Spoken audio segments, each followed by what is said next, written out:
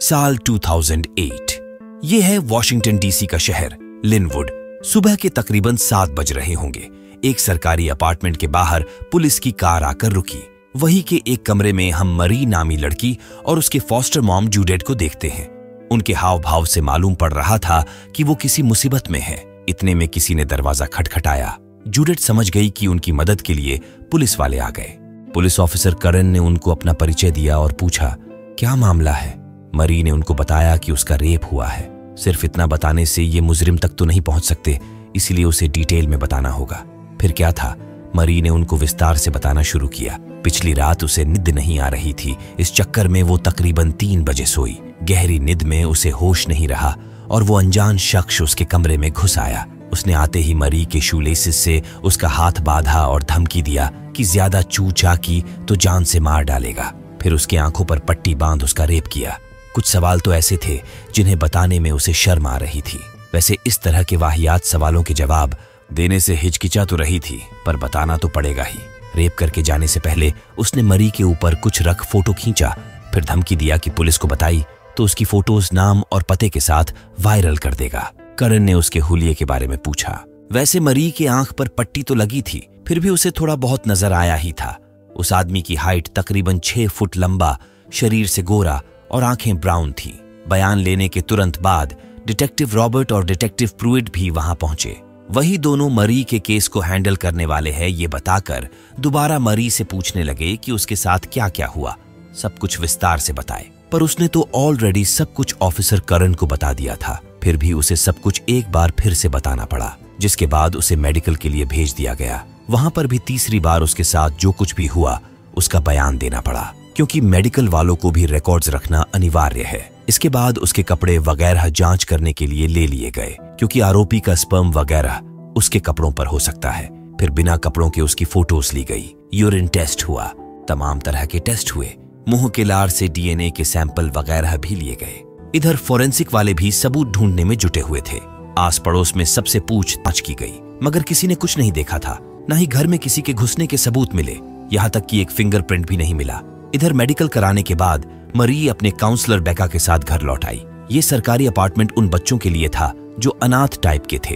American government की कोई scheme थी जिसके तहत इन अनाथ बच्चों को कुछ धनराशि, भत्ता या फिर अलाउंस जो भी कह लो मिलता था, ताकि कुछ अपनी मेहनत और कुछ गवर्नमेंट के सपोर्ट से अपनी जिंदगी संवार सकें। मरी के घर आने के अगले ही पल यहाँ रहने वाले उसके सारे फ्रेंड्स उसके दुख में शामिल हुए। सब उसके लिए दुखी थे। इतना सब कुछ होने के बाद मरी को ख्याल आया कि सोने से पहले दरवाजे, खिड़कियां वगैरह सब चेक करके सोना चाहिए। दरवाजा खुला छोड़ने की उसे बड़ी भारी कीमत चुकानी पड़ी। बेका ने उसे कल तक दूसरा कमरा देने को बोला था, इसलिए आज रात वो अपनी फ्रेंड अमीलिया के कमरे में ही रुकी। सोने के लिए आंख बंद की तो बार बार उसी आदमी का चेहरा सामने आ जा रहा था। हार पछता के वो अपनी एक फॉस्टर मॉम कोलिन को फोन लगाई और सारा हाल कह सुनाया। ये जान कोलिन और उसके हस्बैंड दोनों परेशान हो गए कि अचानक उसके साथ ये क्या हो गया। अगली सुबह मरी को दोबारा पुलिस स्टेशन बुलाया गया। ये चौथी बार था जब उससे उसके रेप के बारे में बयान देने के लिए कहा गया। उसके लिए तो एक बार बताना मुश्किल था, मगर बार बार वही सब सवाल पूछे जा रहे थे। उसका तो सर घूम गया। गलती किसी और ने की और भुगतना उसको पड़ रहा था। खैर, रॉबर्ट को उसने फिर से वो सारी बात बताई। रेप करने के बाद जब वो चला गया तो किसी तरह मरी ने अपना मुंह खोला, ड्रावर से कैंची निकाला और कैंची से शूलेसेस को काटकर हाथ खोला। फिर अपनी फॉस्टर मॉम जूडिथ को कॉल की। फिर वो आई और उन्होंने पुलिस को कॉल किया। बयान देने के बाद उसे रॉबर्ट ने एक फॉर्म दिया जिस पर मरी ने अभी अभी जो कुछ कहा उसे इस फॉर्म पर विस्तार से लिखना होगा। उन्हें बयान लिखित में चाहिए। गुस्से के मारे वो लाल पीली हो गई, सर दुखने लगा। किसी तरह वो यहाँ से भाग जाना चाहती थी, तो रॉबर्ट ने भी उसकी परेशानी समझी। उसे फॉर्म देकर घर भेज दिया कि आराम से घर से लिख कर लाना। अगले दिन तक उसे नया कमरा मिल गया था।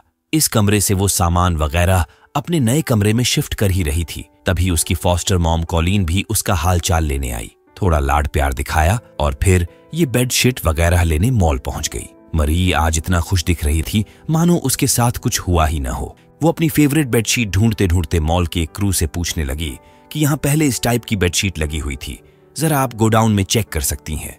तो उस लड़की ने गोडाउन में बिना चेक किए ही बोल दिया कि खत्म हो गया है, जिस पर मरी भड़क कर उससे झगड़ा करने लगी। उसकी मॉम समझाने की कोशिश की तो जिद पकड़ के बैठ गई कि मुझे वही वाला बेडशीट चाहिए। फिर झनक कर चली गई। उसके मूड को समझना हर किसी के बस की बात नहीं थी। जूते पहनकर बेड पर चढ़ जाना, हद से ज्यादा शरारत करना तो उसके खून में था। कॉलिन ने लाख समझाया, फिर भी वो जूते नहीं उतारी। इतने में उसकी खोज खबर लेने उसका काउंसलर आया। मरी उसके सामने भी बेशर्मों की तरह बेड पर लेटकर उससे बातें करने लगी। कॉलिन ने तुरंत बोला कि उठ के बैठो, लेकिन वो कभी भी उनकी एक बात नहीं सुनती थी। बड़ी चंट लड़की थी।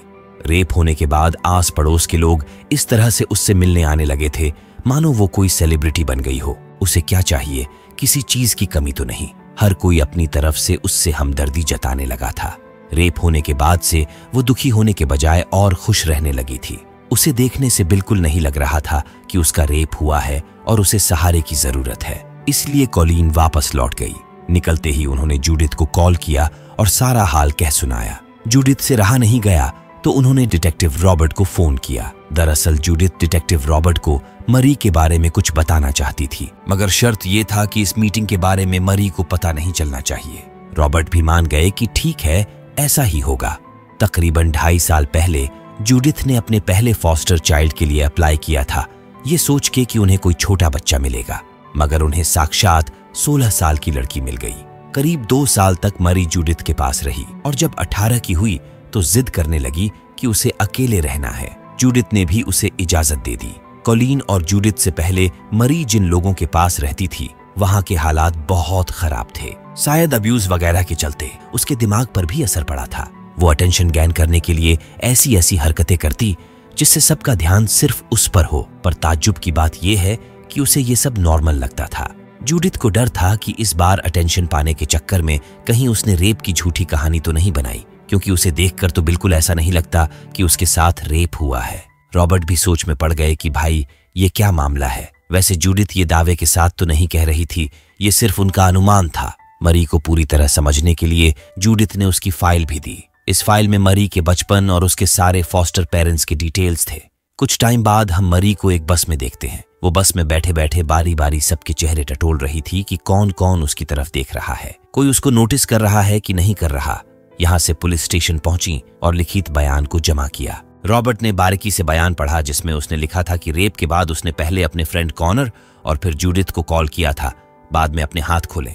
मरी ने हाँ में हाँ मिलाया कि ऐसा ही हुआ था, पर हाथ बंधे थे तो उसने फोन कैसे किया, इस बात से डिटेक्टिव रॉबर्ट को मरी पर शक होने लगा।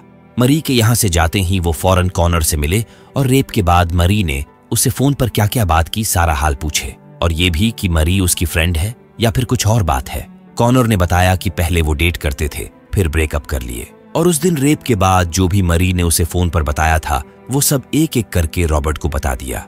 इधर मरी ड्यूटी पर काम कर रही थी, मगर उसका दिमाग कहीं और था। उलझन के मारे वो वैक्यूम क्लीनर की जगह प्रेशर कुकर का बॉक्स डाल रही थी, जिस वजह से डांट भी सुननी पड़ी। मन मार के बैठी थी। इतने में रॉबर्ट का कॉल आया। वो फिर से मरी को पुलिस स्टेशन बुलाए क्योंकि उसके बयान में कुछ गड़बड़ था। डिटेक्टिव प्रूइट भी समझ नहीं पा रहे थे कि मरी कहानी बना रही है या फिर सच बोल रही है। अगर सच में रेप हुआ होता तो उन्हें मरी के कमरे से आरोपी के फिंगरप्रिंट या फिर कोई सबूत वगैरह तो मिले होते। सबूत का ना मिलना मरी के ऊपर ही सवाल खड़े कर रहे थे। कुछ भी हो, मरी के फाइल को पढ़ने के बाद रॉबर्ट को बड़ी खराब लगा। बोल पड़े, अगर बच्चों को पाल नहीं सकते तो पैदा ही क्यों करते हैं। असल में उसकी माँ एडिक्ट थी, उसे डॉग फूड खिलाती थी। बाप उन्हें छोड़ किसी और लेडी के साथ चले गए। फिर उसका फॉस्टर केयर में रहने का सिलसिला शुरू हुआ। किसी के यहाँ 1 साल, किसी के यहाँ 2 साल, ऐसे ऐसे करके उसका पालन हुआ। बड़ी संघर्ष करने के बाद वो अपने पैरों पर खड़ी हो पाई। इतने में मरी यहाँ पहुंची। उसके आने के बाद रॉबर्ट और प्रूइट ने उसे बताया कि उसके बयान में गड़बड़ी है। हॉस्पिटल वाले बयान में उसने कैंची से हाथ खोलने के बाद फोन करने का जिक्र किया है, जबकि पुलिस बयान में फोन करने के बाद हाथ खोलने का जिक्र है। उसका फ्रेंड कॉनर भी कुछ और ही बता रहा था कि तुमने फोन अपने पैरों से किया। माजरा क्या है? मरी अपने बयान को लेकर बहुत कंफ्यूज हो चुकी थी। उसकी ही तरह ये भी कंफ्यूज थे। फिर क्या था? रॉबर्ट ने कहा कि उसकी कहानी बड़ी उलझी हुई है, पर वो एक कहानी सुनाते हैं जो काफी सुलझी है।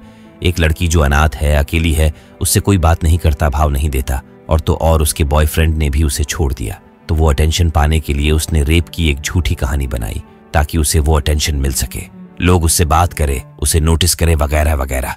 यही नहीं, तुम्हारी फॉस्टर मॉम जूडिथ को भी यही लग रहा है कि तुम अटेंशन पाने के लिए मनगढ़ंत कहानी बना रही हो। इतना सुनते ही वो रोने लगी। फिर डिटेक्टिव प्रूइट ने दबाव बनाते हुए पूछा, क्या कोई रेपिस्ट है जिसे हमें ढूंढना चाहिए? फिर जो उसने जवाब दिया, भाई साहब पूरा केस ही पलट गया। उसकी कहानी झूठी थी। रॉबर्ट ने कहा कि जाने से पहले उसे ये नया वाला बयान लिखित में देना होगा, जिसके बाद वो जा सकती है। तो उसने बयान लिखना शुरू किया। लिखने के बाद पुलिस वाले उसके लिए पानी और चिप्स लाए और बोल दिए कि अब तुम जा सकती हो। तभी पता चला कि उसने बयान फिर से गड़बड़ कर दी है। इस बार उसने लिखा था कि मैंने सपने में देखा कि मेरा रेप हुआ है और जब जगी तो सपना सच सा लगा। प्रूइट फिर से उसे बैठा दिए क्योंकि उसने अभी अभी बयान दिया था कि कोई रेपिस्ट नहीं है, मनगढ़ंत कहानी है। तो फिर ये सपने देखने वाली बात कहां से आ गई? आखिरकार उसे क्लियर कट बयान लिखकर देना पड़ा कि उसका रेप नहीं हुआ है। मुंह लटका के बस में बैठी और सीधे जूडिथ के घर पहुंची। वो उन पर बहुत गुस्सा थी। फिर पूछने लगी कि पुलिस वालों को क्यों कहा कि मेरे रेप की कहानी झूठी है। जूडिथ समझाती रह गई कि बस उन्होंने पुलिस वालों को उसके बैकग्राउंड के बारे में बताया था, पर मरी उनकी एक नहीं सुनी और उनसे अपनी साइकिल छीन बारिश में भीगती हुई घर की ओर चल पड़ी। सुबह उसके काउंसलर्स उसे ऑफिस बुलाकर लताड़ने लगे कि उसने जो किया वो निहायत ही बेहुदा हरकत है। कल को यहाँ के किसी और लड़की के साथ छेड़खानी हुई तो पुलिस वाले यही समझेंगे कि यहाँ के बच्चे फालतू कहानी बनाते रहते हैं। जिस पर मरी ने जो बताया उसे जानने के बाद ये दोबारा पुलिस स्टेशन पहुंच गए। मेरी कहानी झूठी नहीं है, मेरा रेप हुआ है। इतना सुनते ही प्रूइट का माथा ठनक गया। इस बार वो धमकी दिए कि अब ये मामला लाई डिटेक्टर के पास जाएगा। वह कंप्यूटर सिर्फ एक बार सवाल पूछेगा, रेप हुआ है या नहीं। अगर तुमने गलती से भी ना कहा तो ये साबित हो जाएगा कि तुमने रेप की झूठी कहानी बनाई है, और अगर ऐसा हुआ तो इस बार हम तुम्हें जेल में डाल देंगे। पुलिस का टाइम खराब करना क्राइम है। इससे तुम्हारे अलाउंस जो पैसे गवर्नमेंट की तरफ से मिलते हैं उन पर भी असर पड़ेगा। शायद तुम्हें सरकारी अपार्टमेंट से भी निकाल दिया जाए। तो बड़ी सोच समझकर फैसला करना। ऐसे तो वो रोड पर आ जाएगी तो क्या फायदा रिस्क लेने का। यही सोचकर वो मान गई कि अब उसे कोई रिपोर्ट वगैरह नहीं करना, उसकी कहानी झूठी है। वापस घर आई तो रेप के बाद जैसे सब उसे सिंपैथी देने आए थे वैसे ही गालियां भी सुनाने आ गए। बारी बारी सबने उसे बुरा भला कहा।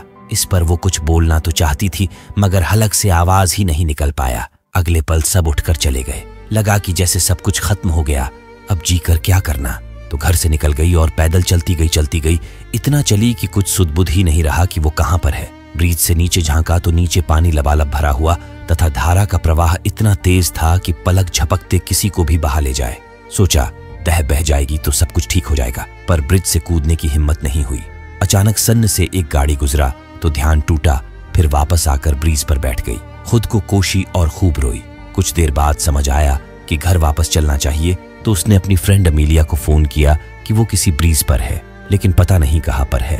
खैर अमीलिया ने उसे ढूंढकर घर पहुंचा तो दिया, लेकिन साथ में बोलती गई कि अगली बार मुझे फोन मत करना। अगले दिन डिटेक्टिव रॉबर्ट ने मरी के पुलिस रिपोर्ट को ऑफिशियली रूप से बंद कर दिया। अब तक मरी की झूठी रेप वाली कहानी न्यूज में फैल चुकी थी। न्यूज वालों को अपने अपार्टमेंट के गेट पर देख वो वापस आकर छिप गई और तब तक छिपी रही जब तक वो चले नहीं गए। इस चक्कर में काफी लेट हो गया था तो वो साइकिल दंदनाते हुए काम पर पहुंची। अगले पल उसकी लेडी बॉस ने उसे घेर लिया। फिर क्या था, मरी ने बहाना बनाना शुरू किया कि किसी ने उसके अपार्टमेंट का दरवाजा लॉक कर दिया था। वो फंस गई थी। कुछ भी हो, या तो टाइम पे आओ या फिर यहाँ आने की जरूरत नहीं। इतना डोज देकर उसकी बॉस ने उसे छोड़ दिया। अभी तक हम अमेरिका की राजधानी वॉशिंगटन के लिनवुड नामी शहर में रहने वाली मरी की कहानी देख रहे थे, पर अब कहानी वॉशिंगटन से सीधे कोलोराडो राज्य में शिफ्ट होती है। वैसे इन दोनों राज्यों के बीच का फासला तकरीबन 20 घंटे की है। कोलोराडो में एक ब्लैक हिल्स नामी आइसोलेटेड पर्वत है जहां पर एक इंटरमीडिएट की छात्रा के साथ रेप का मामला सामने आया है। डिटेक्टिव कैरन डुवेल विक्टिम का बयान लेने पहुंच चुकी है। उस रेप पीड़िता का नाम है एम्बर। वो शिकागो की रहने वाली है। उसे हाई स्कूल के बाद टेबर कॉलेज में एडमिशन लेना था तो घर छोड़कर 3 महीने पहले ही ब्लैक हिल्स आकर यहाँ शिफ्ट हुई और अपार्टमेंट B4 में किराए पर कमरा लेकर अकेले रहती थी। अपने बयान में एम्बर ने बताया कि वो देर रात तक जगकर अपने बॉयफ्रेंड से बात कर रही थी, इसलिए रात के 12 बजे सोई। जब गहरी नींद में सो गई तो एक नकाब पोश अंदर घुस आया। फिर उसने गन दिखाकर एम्बर के ही शूलेसेस से उसको बांधा। फिर 4 घंटे तक उसका रेप किया। रेप के दौरान एम्बर भी जताने लगी कि वो उसका साथ दे रही है और उसके बारे में पूछने लगी। उस नकाबपोश ने बताया कि वो काफी ट्रैवल करता रहता है, उसे घूमना पसंद है, 4 भाषाएं जानता है। देखने में तकरीबन उसकी हाइट 6 फुट रही होगी। रंग गोरा, आंखें ब्राउन और उसके बाएं पैर पर बर्थ मार्क था। डिटेक्टिव कैरन ने सबूत ढूंढने की लाख कोशिश की मगर सिर्फ एक जूते के निशान के अलावा उन्हें कुछ भी नहीं मिला। घर में जबरदस्ती घुसने और रेप करने के भी सबूत नहीं मिले। उसने हैंड ग्लव्स पहना था, इसलिए फिंगरप्रिंट मिलने का तो कोई चांस ही नहीं था। रेप के बाद उसका डीएनए वगैरह छूट ना जाए, इसलिए उसने एम्बर को 20 मिनट तक अच्छे से नहलाया और उसके बेडशीट, अंडरगारमेंट वगैरह सब लेकर भाग गया, ताकि उस पर जो स्पर्म वगैरह गिरा होगा वो भी पुलिस के हाथ न लगे। यानी इनका पाला एक ऐसे सातिर अपराधी से पड़ा था जो कांड करने के बाद सबूत मिटाने में माहिर था। बयान वगैरह लेने के बाद एम्बर का मेडिकल वगैरह सब कुछ हुआ, जिसके बाद वो अपने क्लासमेट के घर गई कि जब तक उसके कमरे की जांच पड़ताल नहीं हो जाती उसे रहने के लिए जगह चाहिए। उसके रहने का जुगाड़ हो गया तो डिटेक्टिव कैरन लौट चली। दूसरी तरफ मरी भी काम से घर लौटी ही थी कि तभी उसके काउंसलर ने उसे बुला लिया। बात यह थी कि अभी जो उसने रेप की अफवाह फैलाई, इसलिए पनिशमेंट के तौर पर उसे हर रोज शाम 8:30 बजे तक घर लौट आना होगा और यहाँ उनके पास हाजिरी लगानी होगी। 15 मिनट तक बात करनी होगी ताकि वो समझ सके कि उसके मन में क्या चल रहा है और आगे ऐसा कुछ गलती होने से पहले ही उसे रोक सके। मरी गिड़गिड़ाने लगी कि ऐसी गलती वो दोबारा क्यों करेगी, इसमें तो उसका ही नुकसान हुआ है, सब उससे नफरत करने लगे हैं। कुछ भी हो, अगर गलती हुई है तो सजा तो भुगतनी पड़ेगी।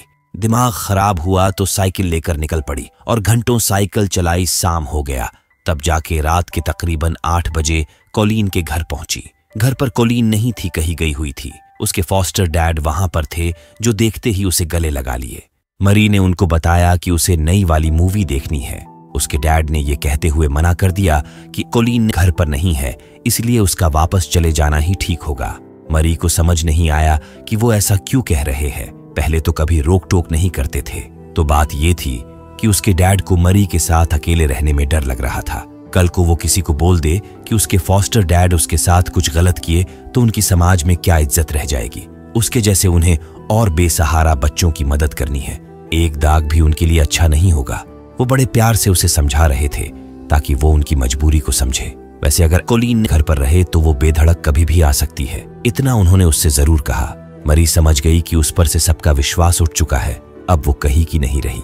इधर डिटेक्टिव कैरन आज का काम खत्म करके घर आई, जहां पर हमें पता चला कि उनकी 2 बेटियां हैं और हस्बैंड पुलिस ऑफिसर है। खाना वगैरह खाते वक्त आज के रेप केस के बारे में बोलना शुरू की तो बोलते ही चली गई। उन्हें समझ नहीं आ रहा था कि इतना चालाक अपराधी कौन हो सकता है जिसने रेप पीड़िता के पिलो कवर, बेडशीट, अंडरगारमेंट सब गायब कर दिया। यहाँ तक कि रेप करने के बाद लड़की को तब तक नहलाया जब तक कि उसके शरीर पर से डीएनए वगैरह अच्छी तरह से धुल न जाए।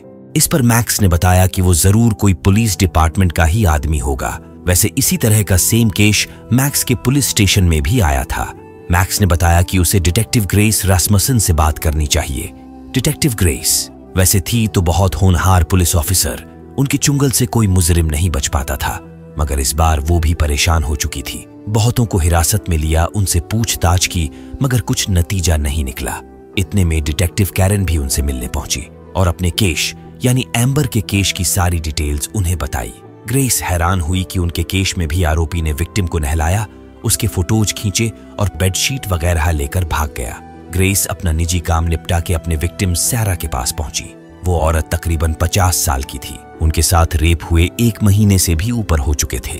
ग्रेस काफी निराश थी कि अब तक वो आरोपी को पकड़ नहीं सकी। इतने में सैरा ने एक नई बात बताई।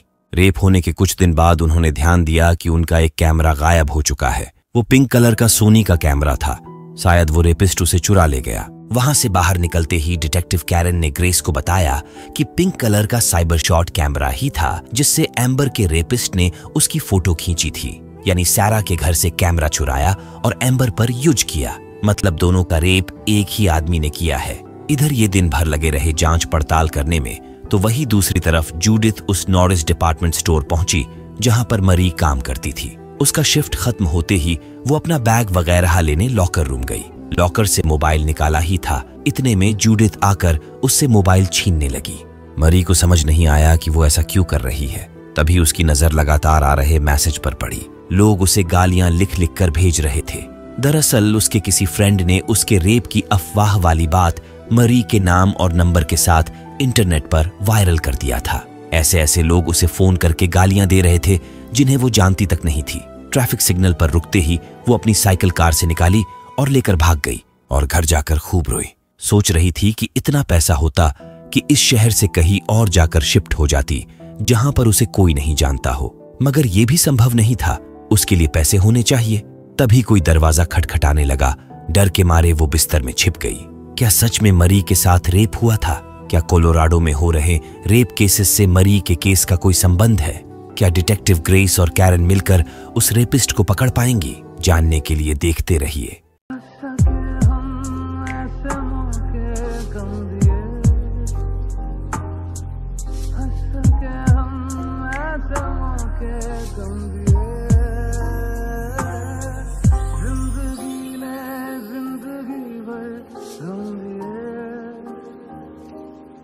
जितने भी मौसम दिए सब नम दिए।